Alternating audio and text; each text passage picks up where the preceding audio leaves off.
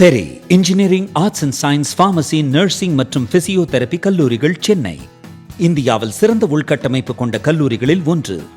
100% வேலை வாய்ப்பினை உறுதி செய்யும் சாதனை. ஆயிரக்கணக்கான பிற கல்லூரி மாணவர்களுக்கும் வேலை தந்த பெருமை. பெரி, எங்கள் கண்களில் உங்கள் கனவுகள்.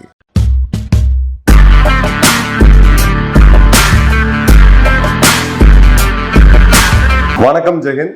இன்னைக்கு நம்ம சேனல்ல ஒரு இன்ட்ரெஸ்டிங்கான அப்டேட் பார்க்க போறோம். ட்ரம்ப் திடீர்னு 11ஆம் தேதி கோதால குறிச்சு, நான் தான் இந்த அமைதி ஒப்பந்தத்தை ஏற்படுத்தின இந்தியா பாகிஸ்தான் நண்பர்கள் தான் அப்படின்னு சொல்லி ட்வீட் போட்டது. அதன் பிறகு ஒரு பெரிய ஒரு அரசியல் பிள்ளையே இங்க கிளப்பிச்சு. ட்ரம்ப் பேச்சை கேட்டதான் நம்ம அடங்கி போறோமா அப்படின்ற அந்த கோபம்லாம் இருந்தது. பிறகு நேத்து சவுதி அரேபியால பேசும்போது இல்ல நான் பேச்சுவார்த்தை நடத்தல, அவங்க பேசினாங்க, நான் என்னுடைய கருத்தை தான் சொன்னேன், இதை அவங்களுக்குள்ளேயே பேசி தீர்த்துக்கிட்டாங்க, நான் சும்மா ஹெல்ப் தான் பண்ணேன். ட்ரம்ப் ஒரு 3-4 முறை அதில் பெல்ட் அடிச்சிருக்காரு.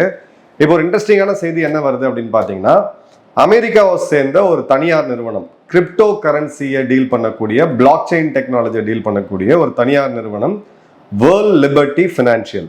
இந்த வேர்ல்ட் லிபர்ட்டி ஃபினான்ஷியல் இதில் முக்கியமான ஆட்கள் யாரு அப்படின்னு பார்த்தீங்கன்னா, எரிக் ட்ரம்ப், டொனால்ட் ஜூனியர், 2 பேருமே ட்ரம்ப்போடைய பசங்க, மற்றும் ட்ரம்ப்போடைய மருமகன் ஜெரத் குஷ்னர் அப்படின்ட்டு இவங்க 3 பேரும் சேர்ந்து 60% பங்கை இந்த வேர்ல்ட் லிபர்ட்டி ஃபினான்ஷியல் நிறுவனத்தில் வச்சிருக்காங்க. ஸோ கிட்டத்தட்ட அவங்க ஃபேமிலி ஓன்டு பிஸ்னஸ் மாதிரி தான் வச்சுக்கோங்க. இந்த நிறுவனம் பாகிஸ்தானை சேர்ந்த கிரிப்டோ கவுன்சில் அப்படின்ற ஒரு நிறுவனத்தோட ஏப்ரல் மாதம் 1ஆம் வாரம் ஒரு ஒப்பந்தம் போடுறாங்க. இந்த பாகிஸ்தானுடைய கிரிப்டோ கவுன்சில் அப்படின்ற நிறுவனம் ஜஸ்ட் 1 மாதம் முன்னாடி தான் துவங்கப்படுது, இஸ்லாமாபாதை தலைமையகமாக கொண்டு. இப்போ இந்த கிரிப்டோ கவுன்சில் அப்படின்றது ஒரு புது, இப்போ பாகிஸ்தானில் பயங்கரவாதத்தை தவிர இவங்க பெருசாக எதுவும் ஏற்றுமதிலாம் பண்ணது கிடையாது, உள்நாட்டு உற்பத்தி அதுதான். திடீர்னு இந்த கிரிப்டோ கவுன்சில் எங்கேருந்து வந்துச்சு, அப்போ இதுக்கு பின்னாடி பேக்ரவுண்ட் என்ன அப்படின்னு பார்த்தீங்கன்னா, இதை ஒரு வேல்யூ ஆட் பண்ணுறதுக்கு ஒரு நிறுவனத்துக்கு எப்பயுமே பார்ப்பீங்க இண்டிபெண்டன்ட் டைரக்டர்ஸாக சில முக்கியஸ்தர்களை வச்சுருப்பாங்க. அந்த மாதிரி இவங்க யாரை கொண்டு வராங்கன்னு பார்த்தீங்கன்னா, சாங்பெங் ஜாவோ யாரு அப்படின்னு பார்த்தீங்கன்னா, பினான்ஸ் அப்படின்ற உலகத்துடைய மிகப்பெரிய கிரிப்டோ எக்ஸ்சேஞ்ச், வால்யூம் வைஸ் பார்த்தீங்கன்னா பிட்காயினை விட அதிகமாக பினான்ஸ்ல தான் அந்த ட்ரேட் ஆகும். அதோடைய one of the cofounder. So Changpeng Zhao உள்ள வரும்போது இந்த கிரிப்டோ கவுன்சில் அப்படின்றது பாகிஸ்தான்ல ஒரு பெரிய பிரபலமா ஒரு இதோ பண்ண போறாங்கப்பா இந்த நாட்டுக்கு அப்படின்ற மாதிரியான ஒரு இதை கொடுக்குது. அதுல ஒரு போர்ட் ஆஃப் அட்வைசர்கள் இவரையும் கொண்டு வராங்க. பேசிக்கலா ஒரு கிரெடிபிலிட்டி அதை ஆட் பண்ணுதுன்னு வச்சுக்கோங்க. இப்போ பினான்ஸ் தெரியாத கிரிப்டோ கரன்சில யாருமே இருக்கவே முடியாது, டீல் பண்றவங்க எல்லாருக்குமே தெரியும். இப்போ இதுக்கு தலைமையகம் எங்க அப்படின்னு பாத்தீங்கன்னா இஸ்லாமாபாத்ல.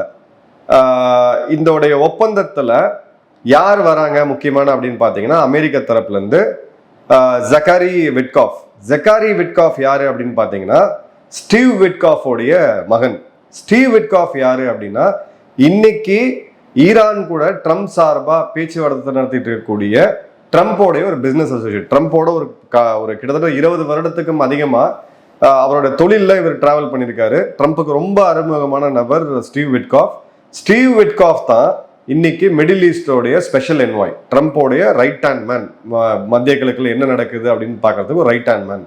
அந்த ரைட் ஹேண்ட் மேன் தான் இப்போ ஈரான் கிட்ட பேச்சுவார்த்தை நடத்தி அந்த அணு ஆயுதம் ட்ரம்ப்புக்கும் இவங்க சைட்ல இருந்து பேச்சுவார்த்தை கொடுக்கக்கூடிய ஈரானுடைய வெளியுறவுத்துறை அமைச்சர் மற்றும் அவங்களுடைய பிரதமரோட பேச்சுவார்த்தை நடத்தக்கூடிய ஒரு மிக முக்கியமான நபர் ஸ்டீவ் விட்காஃபோட பையன் ஜக்காரி விட்காஃப் மற்றும் அமெரிக்காவை இந்த வேர்ல்ட் லிபர்ட்டி ஃபினான்ஷியலை சேர்ந்த சில முக்கியமான அதிகாரிகள். இது அமெரிக்க தரப்புல இருந்து. இன்ட்ரெஸ்டிங்கா இப்ப பாகிஸ்தான் தரப்புல இருந்து யார் இருந்திருக்கா அப்படின்னு பாத்தீங்கன்னா, அசீம் முனீர் மற்றும் ஷபாஸ் ஷெரீப், இவங்க 2 பேர் இந்த சைடு இருந்திருக்காங்க. இந்த ஒப்பந்தம் ஜென்ரலா முதலீடுகள் ஒப்பந்தம் அப்படின்னு பண்ணும்போது அதுக்கு பப்ளிசைஸ் பண்றதுக்காக ஓப்பனா தான் பண்ணுவாங்க. அக்ரிமெண்ட் கையெழுத்து போடுறதே பாத்தீங்கன்னா மீடியா முன்னாடி, டிவி சேனல்ஸ் முன்னாடி தான் பண்ணுவாங்க. ஆனா இது பாத்தீங்கன்னா கம்ப்ளீட்டா ஒரு க்ளோஸ் டோர் மீட்டிங்கா நடந்திருக்கு. க்ளோஸ் டோர் மீட்டிங்ல முடிந்த பிறகு இந்த அக்ரிமெண்ட்ல என்ன இருக்கு அப்படின்னு பார்த்தா, இந்த ட்ரம்ப் குடும்பம் நடத்தக்கூடிய வேர்ல்ட் லிபர்ட்டி ஃபினான்ஷியல் இந்த நிறுவனம் பிளாக் செயின் தொழில்நுட்பத்தை, டெக்னாலஜியை பாகிஸ்தானோடைய ஃபினான்ஷியல் இன்ஸ்டிடியூஷன்ஸ் சொல்லக்கூடிய பேங்க்ஸ், அப்புறம் வட்டிக்கு கடன் கொடுக்கக்கூடிய நான் பேங்கிங் ஃபினான்ஷியல் கார்பரேஷன்ஸ் மற்றும் அவங்க அரசு கருவூலம், இந்த இடத்துல பிளாக் செயின் டெக்னாலஜியை இவங்க இம்ப்ளிமெண்ட் பண்ணணும் அப்படின்றது தான் அவங்களுடைய அந்த ஃபர்ஸ்ட் இது. அதுக்கு இந்த கிரிப்டோ கவுன்சில் பாகிஸ்தான்ற நிறுவனம் இவங்களுக்கு முழு அதிகாரம் வழங்குது. ஸோ இவங்களுடைய பேங்க்ஸுக்குள்ள கிரிப்டோ எக்ஸ்சேஞ்சை உள்ள கொண்டு வந்து பேங்க்ஸோட இன்டெகிரேட் பண்ணும் பொழுது பாகிஸ்தானோடைய பேங்கிங் சிஸ்டம் மற்றும் நான் பேங்கிங் ஃபினான்ஷியல் கார்பரேஷன், அரசு, இது எல்லாமே கம்ப்ளீட்டா அவங்களுக்கு டிரான்ஸ்பரன்சி வந்தோம் அப்படின்னு பாக்குறாங்க. அது மாதிரி பாத்தீங்கன்னா கிரிப்டோல டோக்கன்னா மாத்திடுவாங்க. உங்களுடைய அசெட், இப்போ நீங்க ஒரு கார் வச்சிருக்கீங்கன்னா அந்த காருக்கு இத்தனை பிட்காயின் டோக்கன், இல்ல இந்த இத்தனை கிரிப்டோ கரன்சி டோக்கன்ஸ்ன்ற மாதிரி. ஸோ அதை வந்து இவங்க வெளியில சொல்றாங்க, நாங்க அந்த மாதிரி கொண்டு போறோம்ட்டு. ஸோ இந்த நிறுவனம் என்ன சொல்லுதுன்னா, வளரக்கூடிய நாடுகள்ல, டெவலப்பிங் நேஷன்ஸ்ல நாங்க ஃபினான்ஷியல் இன்க்ளூஷன், எல்லா மக்களுக்கும் இந்த பேங்க் போன்ற கிரிப்டோ போன்ற புது தொழில்நுட்பங்கள் வந்து சேரணும், அதுக்கு குறிப்பா கிரிப்டோ கரன்சி அப்படின்றது பொதுமக்களுக்கும் போய் சேரணும் அப்படின்ற ஒரு கொள்கையோட, அதே மாதிரி டிஜிட்டல் டிரான்ஸ்ஃபர்மேஷன், மிகப்பெரிய லெவல்ல ஒரு டிஜிட்டல் புரட்சியை கொண்டு வரதுக்கு ஒரு செயல்படக்கூடிய ஒரு நிறுவனம், தனியார் நிறுவனம் இவங்களை ஐடென்டிஃபை பண்றாங்க. ஓகே, இது ஏன் ஒரு புருவத்தை உயர்த்துது அப்படின்னு பாத்தீங்கன்னா, கிரிப்டோ கவுன்சில் ஒரு மாதம் முன்னாடி தொடங்கப்பட்ட ஒரு பாகிஸ்தானிய நிறுவனம். அந்த சைடு அசீம் முனீர் மற்றும் ஷபாஸ் ஷெரீப். இந்த சைடு பாத்தீங்கன்னா வேர்ல்ட் லிபர்ட்டி ஃபினான்ஸ் சொல்லக்கூடிய ட்ரம்போட குடும்ப நிறுவனம். அதுல விட்காஃப் அப்படின்ற அமெரிக்காவுடைய ட்ரம்போடைய மிக நெருங்கிய நண்பருடைய பையன். இவங்க ஏப்ரல்ல இந்த அக்ரிமெண்ட் சைன் பண்றாங்க. அதன் பிறகு நம்ம என்ன சந்திச்சோம் அப்படின்றத பார்த்தோம். பிறகு ஆபரேஷன் சிந்தூர். திடீர்னு ட்ரம்ப் உள்ள வந்தது, அமெரிக்காவுடைய மத்தியஸ்தம், நாங்க தான் வந்து உங்களுக்கு சீட்டு வச்சோம், நீங்க 2 பேரும் நல்ல பசங்க, நீங்க சண்டை போடாம இருங்கன்னு சொல்லி அந்த துணியில மீண்டும் இந்தியா பாகிஸ்தானை ஈக்குவேட் பண்ணது. பிப்ரவரி 13 பிரதமர் அங்க போகும் பொழுது, இங்க அமைச்சரவை சகாக்களோட போகும்போது பாத்தீங்கன்னா அங்க பாகிஸ்தானுக்கு இன்விடேஷன் கூட கிடையாது. இவங்க வந்து கன்சிடரே பண்ணல. திடீர்னு இப்ப இந்த ஈக்குவேட் பண்ணி வரக்கூடியது இந்தியா பாகிஸ்தான், அப்படி இந்தியா பாகிஸ்தான் ஒரு பிரச்சனை அப்படின்ற மாதிரி கொண்டு போறது அப்படின்றது ஏன் அப்படின்ற கொஸ்டின் வந்து ஏற்படுத்துது. இப்போ இந்த வேர்ல்ட் லிபர்ட்டி ஃபினான்ஸ் இவங்க என்ன சொல்றாங்கன்னா, இந்த நிறுவனம் என்ன சொல்றாங்கன்னா, நாங்க எல்லா வளரும் நாடுகள் கூட இந்த ஒப்பந்தம் போட்டுட்டு இருக்கோம், இது எங்களுடைய தொழில், இதுல பொலிட்டிக்கல் மோட்டிவ் எதுவும் கிடையாது, தயவு செய்து இதை பொலிட்டிக்கல் மோட்டிவேஷன்ல உள்ள கொண்டு வராதீங்கன்னு சொல்லி ஒரு அதிகாரப்பூர்வமான பிரஸ் ரிலீஸ் கொடுக்குறாங்க. ஆனா ட்ரம்போட ஃபேமிலி மெம்பர்ஸோ இல்ல ஒயிட் ஹவுஸ்ல இருந்தோ இதை பத்தி எதுவுமே வாய திறக்கல, சைலண்டா தான் இருக்கிறாங்க. அமெரிக்காலேயே பல பேர் இப்போதைக்கு ட்ரம்புக்கு எதிராக பேச ஆரம்பிச்சிருக்காங்க. இது என்ன டீலிங், நீங்க ஓப்பனா சொல்லணும், ஏன்னா நீங்க அதிபரா இருக்கிறீங்க, இது குவிட் ப்ரோ க்வோன்னு சொல்லுவாங்க. நான் அதிபரா இருக்கேன், நான் ஒரு அரசு பதவியில் இருக்கேன், என்னோட குடும்பத்துக்கு ஒரு கான்ட்ராக்ட் வாங்கி கொடுக்குறேன், ஸோ என்னோட பவரை வச்சு அதை நான் பண்ணும் பொழுது இது குவிட் ப்ரோ ப்ரோ. இது ஆக்சுவலா பாத்தீங்கன்னா எல்லா நாட்டிலையுமே சட்டத்துக்கு எதிரானது. அந்த பாயிண்ட்டை அங்க உள்ளுக்குள்ளேயே அவங்க எடுத்துட்டு இருக்காங்க அப்படின்றத பாக்குறோம். இப்ப கேள்விகள் என்ன, அனாலிசிஸ் என்ன அப்படின்றத ஒண்ணு பார்ப்போம். ஓகே, இது எதாச்சியா நடந்தது. ட்ரம்ப் ஒரு பிசினஸ் மேன், அப்பாவுடைய பதவியை பயன்படுத்தி அவங்க குடும்பத்தில் எக்ஸ்பேண்ட் பண்றாங்க, எல்லா அரசியல்வாதிகள் குடும்பமும் பண்றதா, நார்மலா போலாமா ஒரு கொஸ்டின். ஆனா இந்த இடத்துல அந்த டைமிங் அப்படின்ற கொஸ்டினை நம்ம வந்து விட்டுற முடியாது. ரெண்டாவது, பாகிஸ்தானுக்கு ஒரு ஃபினான்ஷியல் லைஃப் லைன், ஏன்னா இப்போ ஐஎம்எஃப் லோன் போனது மிகப்பெரிய ஒரு பேக் ஃபயரா இருக்கு. அமெரிக்காலேயே பல பேர் கடுமையா கண்டனம் தெரிவிக்கிறாங்க. ஏன்னா இதே ட்ரம்ப் 2018 ஒரு ட்விட்டர்ல ஒரு பதிவு போட்டிருந்தாரு, பாகிஸ்தான் மாதிரியான தீவிரவாத நாட்டுக்கு எதுக்கு இவ்வளவு ஃபண்ட்ஸ் போகுதுன்னு சொல்லி கடும் கண்டனம்லாம் தெரிவிச்சிருந்தாரு. அதே ட்ரம்ப் 25 பாகிஸ்தான் என்ன புண்ணிய பூமி ஆயிடுச்சா, ஆகல. அப்போ வேற ஒரு விதமா ஈரானோட கதையை முடிக்கிற வரைக்கும் அவங்களோட ஹோல்டிங் வேணும், சைனாவுடைய ஆதிக்கத்தை கட்டுப்படுத்தணும்.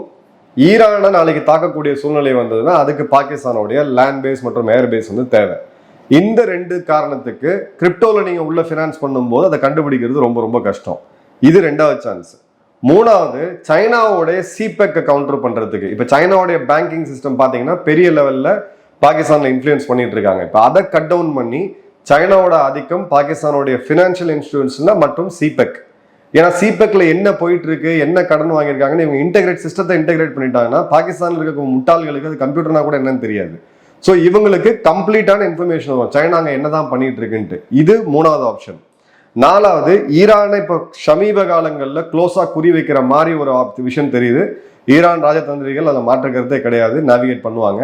இப்போ ஈரானை தாக்கும் பொழுது பாகிஸ்தானோடைய லேண்ட் பேஸ் மற்றும் ஏர் பேஸ் தேவைப்படுது. அதுக்கு ஒரு சன்மானமா இத்தனை காலகட்டங்கள் இவங்க பண்ண வேலையை இவங்க திரும்ப பண்றாங்களா அப்படின்றது. ஆனா இந்த பாயிண்ட் கொஞ்சம் சான்சஸ் கம்மி. ஏன்னா அது பாகிஸ்தானுடைய அரசு கருவூலம் மூலியமா, அது அமெரிக்காவுடைய அரசு கருவு மூலியமா வேற ரூட் எடுத்துட்டு போகும். அந்த யுஎஸ் டிபார்ட்மெண்ட் ஆஃப் டிஃபென்ஸ் சொல்லக்கூடிய ரூட்டை வேற ரூட் எடுக்கலாம். பட் இந்த ரூட்டும் எடுக்கலாம். அவங்க அதை வந்து நம்ம ஜஸ்ட் கம்ப்ளீட்டா ஒமிட் பண்ண முடியாது. 5வது பாத்தீங்க அப்படின்னா, இப்போ எக்கச்சக்கமான இந்த பயங்கரவாதிகள் ஆயிரக்கணக்கில் லட்சக்கணக்கில் பார்த்தீங்கன்னா பாகிஸ்தான்ல ஃப்ரீயாக தான் உட்காந்துருக்காங்க. இப்போ இவங்களை சீனாவுக்கு எதிராக யூஸ் பண்றது, ஈரானுக்கு எதிராக யூஸ் பண்றது, தேவைப்படும் போது இந்தியாவுக்கு எதிராக யூஸ் பண்றது, பங்களாதேஷ் எல்லையில கொண்டு போய் அந்த இடத்துல வச்சு மியான்மர் மூலியமா சீனாவை நெருக்கிறது. ஏன்னா இவங்க எல்லாம் ஃப்ரீயா இருக்காங்க. இதுக்கு ஒரு ஃபினான்ஸ் சிஸ்டம் தேவைப்படும் பொழுது இப்போ இந்த இடத்துல இதை யூஸ் பண்றதுக்கான வாய்ப்புகள் இதுக்குமே சான்ஸ் கம்மி தான். அதன் பிறகு பாத்தீங்கன்னா ட்ரம்ப்போட எல்லாரும் சொல்லக்கூடிய ஒரு பாப்புலர் இது, ட்ரம்ப் ஒரு பிசினஸ்மேன், அவர் என்ன வேணா பண்ணுவாரு, இது வேணா பண்ணுவாருன்ட்டு. பட் ட்ரம்ப் பிசினஸ்மேன் தான். இதோடைய வேல்யூ ஃபினான்ஸ் ட்ரம்ப்போடைய தனிப்பட்ட சொத்துக்கும் அவங்க வச்சிருக்கக்கூடிய பிசினஸுக்கும் இந்த இதுக்கும் பாத்தீங்கன்னா பெரிய லெவல்ல ஒண்ணுமே கிடையாது. பாகிஸ்தான்ல இவங்க போய் சம்பாதிக்கிறதுலாம் பெரிய லெவல்ல கிடையாது.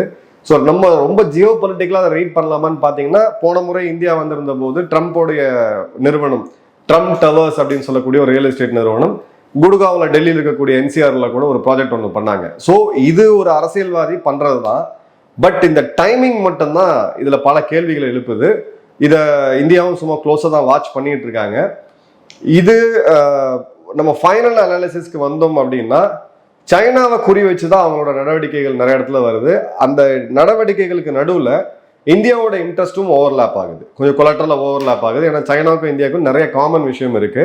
ஸோ அந்த வகையில பாத்தீங்க அப்படின்னா இவங்களுடைய நகர்வு நம்ம எதிர்பார்த்த மாதிரியே இந்தோ பசிபிக் ரீஜன் சொல்லக்கூடிய இந்து மகாசமுத்திரத்தை நோக்கி தான் வந்துட்டு இருக்கு. அதற்கான இன்னொரு எக்ஸாம்பிள் தான் இது.